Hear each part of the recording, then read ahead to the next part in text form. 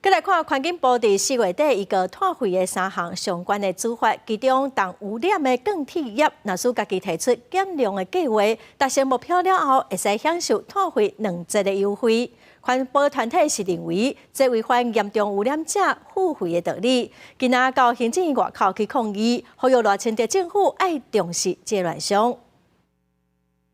碳费上路不能拖，碳费上路不能拖。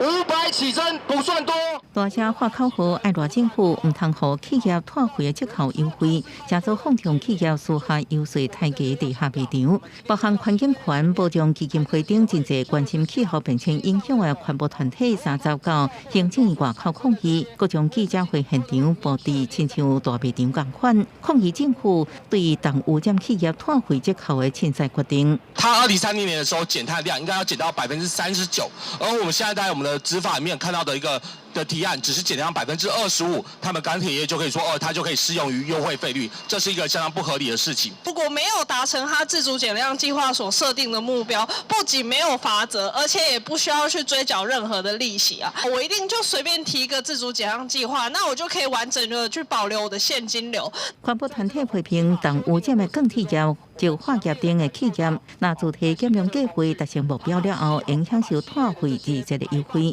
甚至还有其他优惠费率。不过，若无达成，竟然也拢无处罚，实在真含糊。所以利用行政议会时间，向政院到地政署表达不满。下礼拜会有2场的说明会啊，是针对我们